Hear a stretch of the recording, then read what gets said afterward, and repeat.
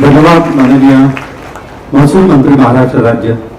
आणि यानंतर मी विनंती करतो की राज्याचे लाडके मुख्यमंत्री माननीय नामदार देवेंद्रजी फडणवीस साहेब आपण या प्रसंगी या निमित्तानं आम्हाला मार्गदर्शन करावं।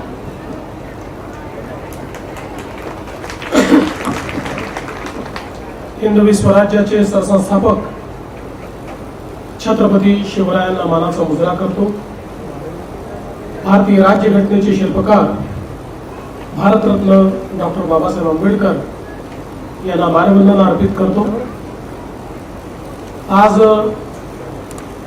भारतातील पहिल्या स्मार्ट आणि इंटेलिजंट गाव असलेल्या सातनवडी गावामध्ये या योजनेचा शुभारंभ करण्याकरता मंचावर उपस्थित असलेले महाराष्ट्र राज्याचे महसूल मंत्री आणि आपल्या जिल्ह्याचे पालकमंत्री माननीय चंद्रशेखर बावनकुळेजी, आपल्या रामटेकचे खासदार सन्माननीय श्यामकुमार बर्वेजी, आपल्या विभागाचे लोकप्रिय आमदार चरणसिंग ठाकूरजी, या ठिकाणी उपस्थित सन्माननीय आपले जिल्हाधिकारी बिपिन ईटनकर ज्यांचा आज वाढदिवस आहे, त्यांना जन्मदिवसाच्या मी शुभेच्छा देतो। असे आपले जिल्हा परिषदेचे सीओ विनायक महामुनी ज्यांनी विशेष रूपाने व्हॉइस या संस्थेच्या माध्यमातून स्मार्ट आणि इंटेलिजंट विलेज तयार केलं, ते सन्माननीय श्री राकेश कुमार भटनागर आणि सन्माननीय वल्लभ भन्सालीजी, आपल्या सरपंच वैशालीताई चौधरी, कमल किशोर फुटाणे, अनिलजी गोतमारे, चंद्रशेखर चिखले, या ठिकाणी उपस्थित मंचावरील सर्व मान्यवर आणि उपस्थित सर्व भगिनी आणि बंधूंनो, आजचा दिवस हा अनेक अर्थाने अतिशय महत्वाचा दिवस आहे। कारण एक क्रांतिकारी पाऊल महाराष्ट्र शासनाने या सातनवडी गावातनं सुरू केलेलं आहे। खर तर देशाचे प्रधानमंत्री माननीय नरेंद्र मोदीजी यांनी ओळखलं होतं की देशाचं भविष्य हे गावोगावी कम्युनिकेशनची इंटरनेटची फॅसिलिटी पोहोचवली तरच आहे। समृद्ध गाव, समृद्ध शेती, समृद्ध शिक्षण या सगळ्या गोष्टी करण्याकरता तंत्रज्ञान गावापर्यंत पोहोचवणं गरजेचं आहे। आणि म्हणून माननीय मोदीजींनी भारत नेट सारखा एक कार्यक्रम सुरू केला की ज्यामध्ये जशी विजेची लाईन ही आपण प्रत्येक गावात नेली, तशी ऑप्टिकल फायबर की ज्यातनं कम्युनिकेशन हे गावागावापर्यंत पोहोचेल, इंटरनेट गावागावापर्यंत पोहोचेल, तंत्रज्ञान गावागावापर्यंत पोहोचेल, ही प्रत्येक गावामध्ये टाकण्याकरता एक योजना भारत नेटच्या नावाने सुरू केली। त्यावेळी मुख्यमंत्री म्हणून मी त्याला जोडून महाराष्ट्रामध्ये महानेटची योजना सुरू केली आणि प्रधानमंत्र्यांच्या मदतीनं साधारणपणे आपण 2019 पर्यंत पहिला टप्पा भारत नेटचा पूर्ण केला आणि दुसरा टप्पा सुरू केला। फायबर तर पोहोचली, पण आपण एखादी तार नुसती आणली तर त्याचा फायदा नसतो।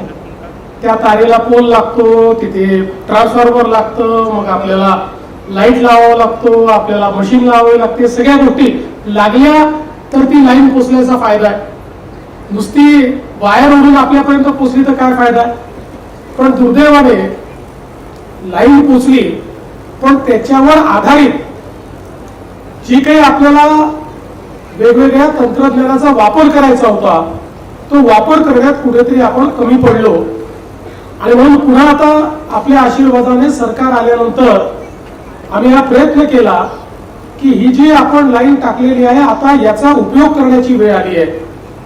आणि तशातच या ठिकाणी वल्लभ भन्सालीजी आणि भटनागरजी आणि यांची टीम ही सगळी मला भेटायला आली आणि त्यांनी एक मॉडेल आमच्या समोर स्मार्ट आणि इंटेलिजंट विलेजचं ठेवलं। या मॉडेलमध्ये अनेक गोष्टी तर आहेतच, पण या मॉडेलची सगळ्यात मोठी खासियत काय आहे? तर आतापर्यंत अशा प्रकारचे मॉडेल तयार करताना आपण जवळपास सगळ्या विदेशी बनावटीच्या तंत्रज्ञानाचा वापर करत होतो. पण व्हॉइस म्हणजे voice of Indian communication technology enterprise या संस्थेने 24 भारतीय कंपन्यांना एकत्रित आणले आणि त्याच्या माध्यमातून स्मार्ट विलेज आणि इंटेलिजंट विलेज तयार करण्याचा हा संकल्प त्यांनी आमच्या समोर तयार केला. त्यामुळे माननीय प्रधानमंत्री महोदयांचं जे दुसरं स्वप्न होतं आत्मनिर्भर भारत, विदेशावर अवलंबून असलेला भारत नाही, आपल्या देशातल्या वस्तू वापरणारा भारत, ते स्वप्नही पूर्ण होणार होतं. आणि म्हणून लगेच आम्ही त्यांना सांगितलं पायलट प्रोजेक्ट तुम्ही हातामध्ये घ्या. आणि मग हा पायलट प्रोजेक्ट कुठे घ्यायचा? तर अर्थातच तो नागपूरला घ्यायचा. आणि मग नागपूरमध्ये कुठे घ्यायचा? तर तो सातनवडीला घ्यायचा. अशा प्रकारचा निर्णय आपण केला. कारण वेगवेगळ्या प्रकारचे स्मार्ट इंटरव्हेन्शन जे करायचे होते त्याकरता ज्या वेगवेगळ्या साईट आपल्याला पाहिजे होत्या त्या सगळ्या सातनवडीमध्ये उपलब्ध होत्या. तलावही पाहिजे होता, शेती पाहिजे होती, शाळाही पाहिजे होती, अंगणवाडी पाहिजे होती, सगळ्या गोष्टी हव्या होत्या. त्या सगळ्या आपल्याला या ठिकाणी मिळाल्या आणि हा सातनवडीला आपण प्रोजेक्ट आता सुरू केलाय. आता या प्रोजेक्टच्या माध्यमातून खरं म्हणजे अनेक इंटरव्हेन्शन सुरू झाले. आपण मगाशी आपल्या काही शेतकऱ्यांनी जी इथे माहिती दिली ती माहिती देखील आपण बघितली. आता मोठ्या प्रमाणात आपली जी शेती आहे, अनेक वेळा आपण म्हणतो उत्पादकता वाढली पाहिजे, उत्पादन खर्च कमी झाला पाहिजे तर शेती परवडेल. आज जगामध्ये शेतमालाचे भाव कुठलं एक सरकार ठरवत नाही. जागतिक बाजारपेठ शेतमालाचे भाव ठरवते आणि जागतिक बाजारपेठेमध्ये अनेक देशांचा जो माल येतो त्यांची जी काही उत्पादन खर्च आहे तो अतिशय कमी आहे. आणि तो उत्पादन खर्च कमी का आहे? तर त्यांनी तंत्रज्ञानाचा वापर केल्यामुळे सगळ्या गोष्टींची त्यांना कमतरता त्या ठिकाणी कमी वापर त्यांना करावा लागतो. त्याच्यामध्ये जो कमीत कमी वापर आहे त्या वापरातनं जास्तीत जास्त उत्पादकता हे ते सगळे मिळवतात. आणि त्यासोबत या सगळ्या शेतीमध्ये मोठ्या प्रमाणात जी काही त्या ठिकाणी कीड नियंत्रण असेल किंवा इतर सगळ्या गोष्टी ज्याच्यामुळे आपली पिकं खराब होतात अशाचंही नियंत्रण हे तंत्रज्ञानाच्या माध्यमातून करतात.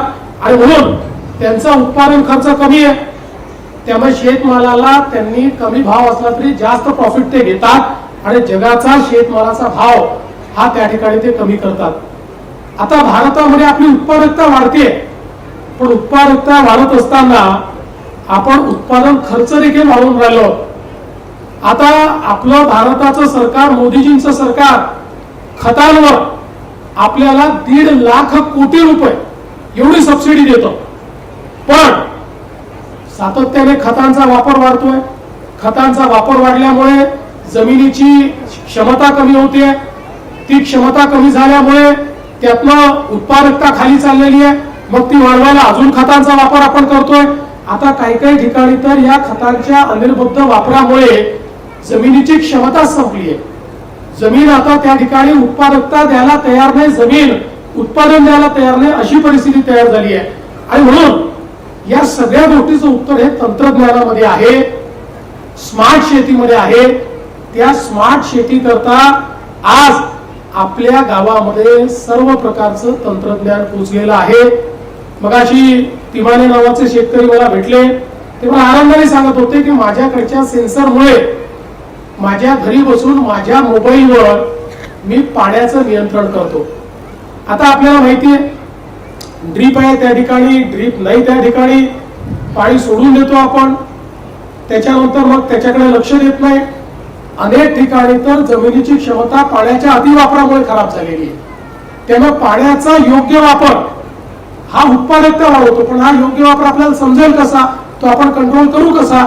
आता हे जे सेन्सर्स आपण लावलेले आहेत, या सेन्सरमुळे किती पाण्याची आवश्यकता आहे, नेमकं तेवढंच पाणी, किती आपल्याला खतांची आवश्यकता आहे तेवढंच खत, फवारणी करायची असेल तर ती ड्रोनच्या माध्यमातून केली तर प्रिसिशन पद्धतीने म्हणजे अगदी आवश्यक तेवढी फवारणी.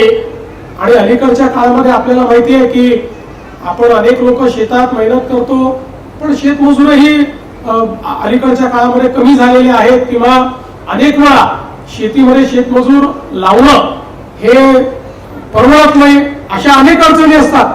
त्यामुळे फवारणी जर आपल्याला स्वस्तात करून मिळाली त्या ठिकाणी तर त्याचा एक मोठा फायदा आहे. आणि म्हणून असे सगळे इंटरव्हेन्शन आज आपल्याकडे या ठिकाणी या माध्यमातून आपण करतोय.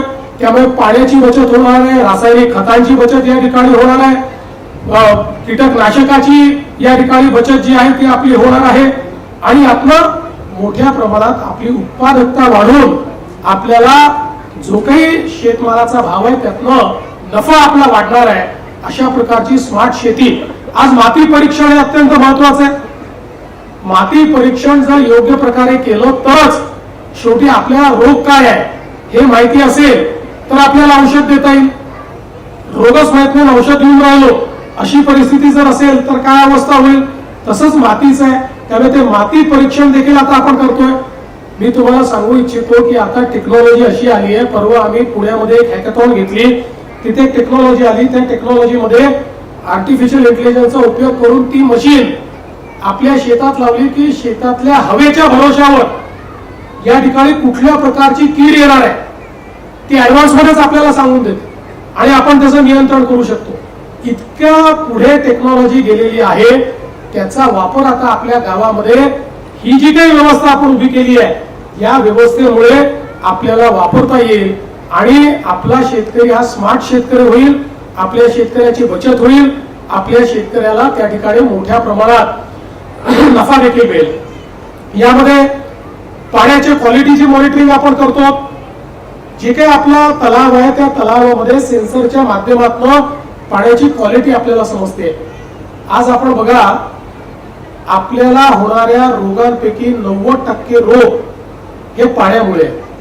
आताच मला भटनागरजी सांगत होते, त्यांनी ज्यावेळेस आपल्या पाण्याची क्वालिटी चेक केली तर ती जी डेंजर लेवल आहे त्याच्या खाली आहे, म्हणजे डेंजर लेवलला गेलेली नाही, पण कधी डेंजर लेवलकडे जाऊ शकते अशा प्रकारची ती क्वालिटी आहे. पण थोड्याशा उपाययोजना केल्या तर ती क्वालिटी एकदम सुधरेल आणि ती सुधारली तर आपल्या मुलांना आपल्याला कोणालाही रोग राहायचा त्या ठिकाणी सामना करावा लागणार नाही.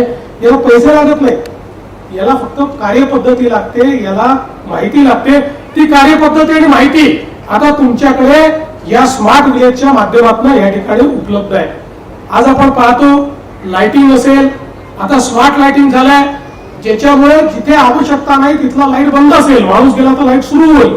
त्यामुळे अंधारही राहणार नाही आणि त्यासोबत आपलं विजेचं जे बिल आहे किंवा ग्रामपंचायतला जे काही वीज बिल भरावं लागतं ते देखील आपलं या ठिकाणी मोठ्या प्रमाणात कमी होणार आहे. यासोबत सीसीटीव्ही लागलेले आहेत, स्मार्ट सर्व्हेलन्स चाललेला आहे. त्या माध्यमातून आपल्याकडे जर एखादी आपत्ती येणार असेल तर ती आपत्ती देखील आपल्याला मोठ्या प्रमाणात या ठिकाणी समजणार आहे. आता आपली शाळा असेल, अंगणवाडी असेल, या ठिकाणी आपण हे स्मार्ट इंटरव्हेन्शन केलाय.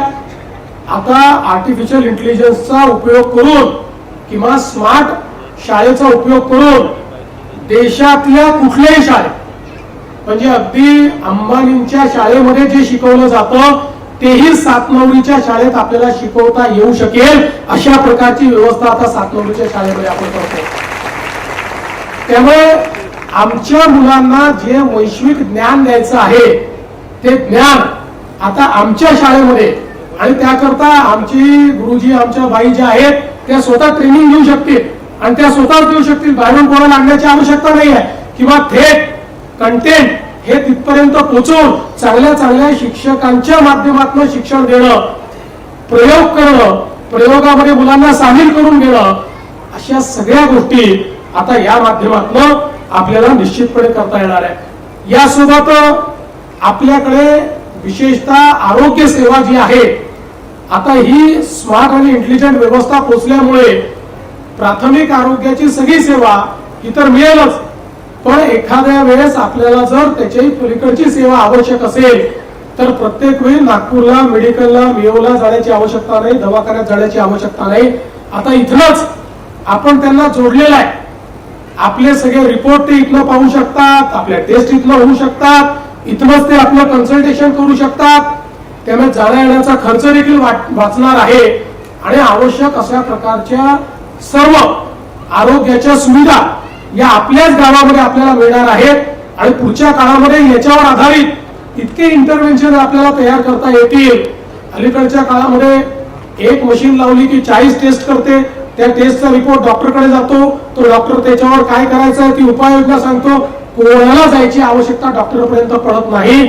अशा प्रकारच्या व्यवस्था आता तयार झाल्या आहेत. त्यामुळे अशा हळूहळू आपल्या आवश्यकतेनुसार सगळ्या व्यवस्था या गावामध्ये आपण करणार आहोत. जवळपास 18 वेगवेगळे इंटरव्हेन्शन्स की ज्यांनी या गावामध्ये सगळ्या प्रकारचं एक प्रकारे परिवर्तन हे आपण घडवू शकणार आहोत.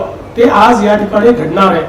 आणि ज्या प्रकारे व्हॉइसनी या ठिकाणी काम केलं भटनागर जी आणि वल्लभ भाई, मैं आपका और पूरी टीम का बहुत बहुत अभिनंदन करना चाहता हूं. सगळ्या टीमचं अभिनंदन करतो. इतक्या कमी वेळामध्ये, कमीत कमी वेळामध्ये हे ट्रान्सफॉर्मेशन त्यांनी केलेलं आहे.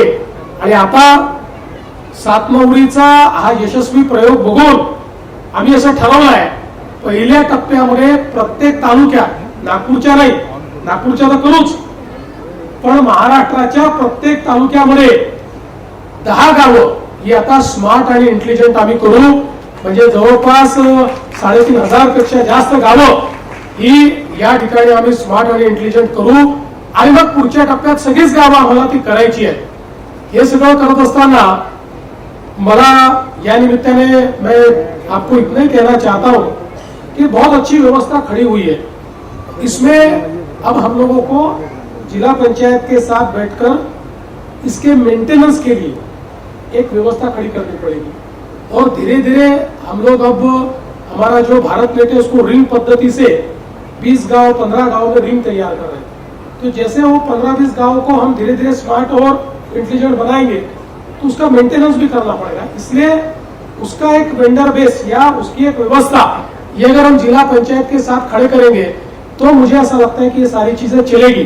अन्यथा आज उद्घाटन होगा, साल भर चलेगी, सवा साल चलेगी, फिर थोड़ा कुछ उसमें बिगाड़ आया तो कोई उसको देखेगा नहीं, छोड़ देगा और हम वापिस उसी स्थिति में पहुंचेंगे.